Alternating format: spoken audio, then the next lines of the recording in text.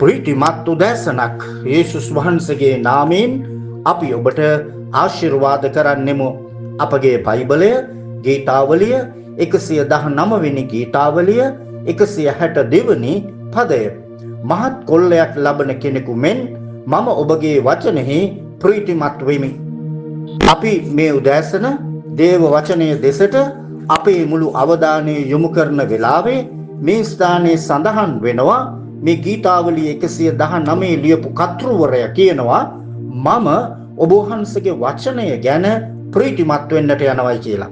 දැන් අපිට මේ ලෝකේ ප්‍රීතිමත් වෙන්නට සමහර කාරණා අපේ ජීවිතේ සිද්ධ වෙනවා. හැබැයි මේ සිද්ධ වෙච්ච කාරණා තුල සදාකාලිකම එහෙම නැත්නම් අපේ ජීවිතයේ අවසානය දක්වා ඒ ප්‍රීතිය රඳා පවතින්නට යන්නේ නැහැ. අපි අද හොඳයි කියලා ආදරය කරන්න පටන් ගන්න දේ, අද අපි ආසයි කියලා අපේ ජීවිතයට ලබා ගන්න දේ කාලයක් යනකොට අපිට තේරෙනවා ඒකේ තිබෙන නිෂ්ඵලභාවය පිළිබඳව. ඒ නිසා මේ ලෝකයේ තියෙන කිසිම දෙයකින් අපිට ප්‍රීතිමත් වෙන්නටත් ඒ වගේ මේ ප්‍රීතිය රඳා පවත්ව ගන්නටත් අපිට පුළුවන් කමක් නැහැ. මොකද මේ ලෝකයේ තියෙන හැම දෙයක්ම වෙනස් වෙන්නට යනවා. අපේ ජීවිතේ අපි මුහුණ දෙන අත්දැකීම් විවිධාකාර වෙන්නට යනවා. දැන් ප්‍රීතිමත් අවස්ථාවක් අපේ ජීවිතේ පැමිණෙයි. හැබැයි ඒ වෙලාවේ අපි ප්‍රීති වෙයි. හැබැයි ඒක తాවකාලික ප්‍රීතියක් වෙන්නට පුළුවන්. නමුත් දේව වචනේ අපිට කියනවා දෙවියන් වහන්සේ කෙරෙහි උන්වහන්සේ අපට දීලා තිබෙන පොරොන්දුව මත යමෙක් ප්‍රීතිමත් වෙන්නට යනවද අන්න ඒ ප්‍රීතිමත් භාවය සදාකාලයට පවතින්නට යනවායි කියලා. දැන් ඔහු කියනවා නිදානයක් ලබාගත් මිනිසෙක් මෙන් මම ඔබ වහන්සේගේ වචනය පිළිබඳව ප්‍රීතිමත් වෙනවායි කියලා.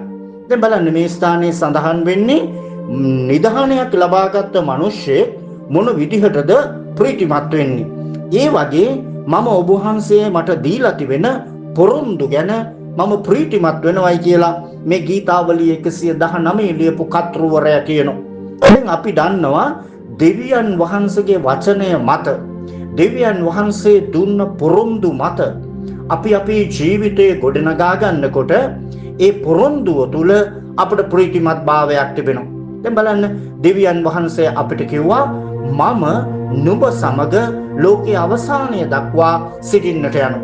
දැන් දෙවියන් වහන්සේ අපට පොරොන්දු වුණා අපි උන්වහන්සේව අදහනකොට උන්වහන්සේව විශ්වාස කරනකොට ලෝකයේ අවසානය දක්වා එම නැත්නම් අපේ ජීවිතයේ අවසානය දක්වා උන්වහන්සේ අපි සමග සිටිනවායි කියලා. දැන් මේ පොරොන්දුව අපිට අපේ ජීවිතේ හරි වැදගත් වෙන්නට යනවා. මොකද අපි දන්නවා අපි මොන පරිසරයක ගමන් කරත් අපේ ජීවිතේට මොන පසුබිමක් ආවත් මං විශ්වාස කරන මං අදහන දෙවියන් වහන්සේ මාත් එක්ක ඉන්නවා නේද? ඒතර දෙවියන් වහන්සේ මාත් එක්ක ඉන්නවා නම් දෙවියන් වහන්සේ මේ උදෑසන ඔබත් එක්ක ඉන්නවා නම් ඔබේ ජීවිතයට විරුද්ධව කිසිම බලවේගයකට නැගිටින්න පුළුවන් කමක් නැහැ. දැන් අද අපි දන්නවා මිනිසුන්ගේ ජීවිතයට විවිධාකාර පීඩාවන් පැමිණෙන්න යනවා. විවිධාකාර අන්ධකාර බලපෑම් ඒ ජීවිත අල්ලගන්නට යනවා. ඒ වගේම විවිධාකාර කාරණා ජීවිතවලට බලපාන්නට යනවා. හැබැයි දෙවියන් වහන්සේ ඔබත් මාත් එක්ක සිටින නිසා ඒ සියලු කාරණා වලින් අපට ජය ගන්න පුළුවන්කම තිබෙනවා. ඒ නිසා ජීවමාන දෙවියන් වහන්සේ අප සමග වාසය කරන එක ගැන අපිට ප්‍රීතිමත් වෙන්නට කාරණයක් හැටියට බයිබලයේ අපට සඳහන් කරලා තිබෙනවා. එහෙනම් උන්වහන්සේගේ පොරොන්දු ගැන අපි ප්‍රීතිමත් වෙන්න සෙනගක්. දැන් මෙතන කියනවා මිනිස්සෙ නිදානයක් ලබා ගත්තම මොන වගේ ප්‍රීතියක් ඇති වෙන්නේ. දැන් අපි දන්නවා නිදානයක් කියලා කිව්වම ඒක ඇවිල්ලා නිකන් සාමාන්‍ය දෙයක් නෙමෙයි. දැන් නිදානයක් තුල විවිධාකාර වටිනාකම් අඩංගු වෙන්නට යනවා. ඒතර දැන් මේ මිනිස්සේ නිදානයක් ලබා ගත්තයි කියලා කියන්නේ ඒ මිනිස්සගේ ජීවිත කාලයටම ඒ මිනිස්යාට අවශ්‍ය කරන දේවල් සපයලා තිබෙනවා. දැන් අපි දන්නවා නිදානයක් තුල සමහර වෙලාවට මැණික් තියෙන්න පුළුවන්, සමහර වෙලාවට රත්තරන් තියෙන්න පුළුවන්, සමහර වෙලාවට මුතු තියෙන්න පුළුවන්. දැන් විවිධාකාර දේවල් තියෙන්න පුළුවන්. ඒතර දැන් මිනිස්සෙක් Tamanට මේ දේවල් උරුම වීම ගැන සන්තෝෂ වෙනවා. මොකද දැන් මගේ ආර්ථිකය සවිමත් වෙලා. දැන් මට යමක් තිබෙනවා.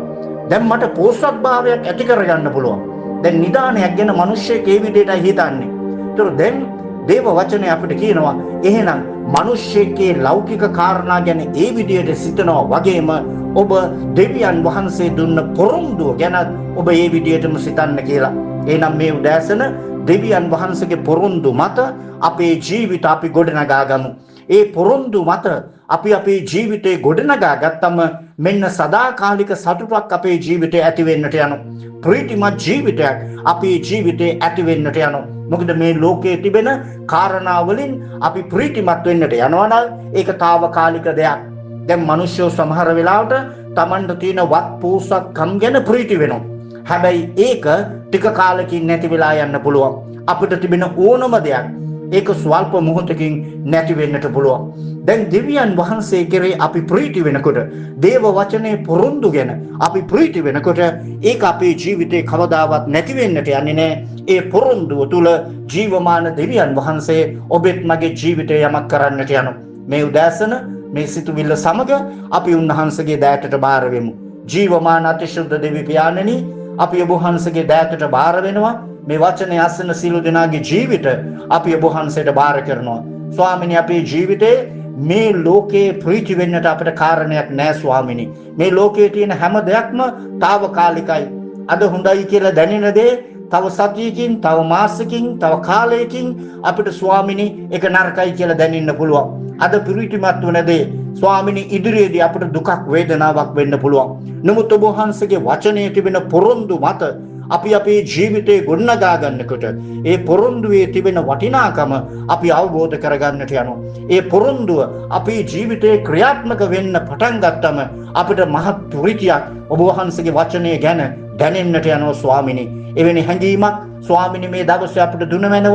මක් නිසාද ඔබ වහන්සේගේ වචනය කවදාවත් ස්වාමිනී මේ ලෝකේ නැති වෙන්නට යන්නේ නැහැ. ඔබ වහන්සේ කව අහසත් පොළවත් පහ වෙන්න පුළුවන්. නමුත් මම කතා කරපු මගේ වචනය කවදාවත් පහ වෙන්නේ නැහැ කියලා. ඒ නිසා ස්වාමිනී ඔබ වහන්සේ දුන්න ඒ පොරොන්දු මත මේ උදෑසන ජීවිත ගොඩනගා ගන්න අපිට ඔබ වහන්සේගේ බලය දුන මැනව. ඒ ගැන ප්‍රීති වෙන්න අපිට පුළුවන්කම ගෙන දුන මැනව. දැන් අපි සියලු දෙනා ඔබට බාර වෙනවා. බාරගෙන ආශිර්වාද කරන්න යේසුස් වහන්සේගේ නාමයෙන්. ආමේන්.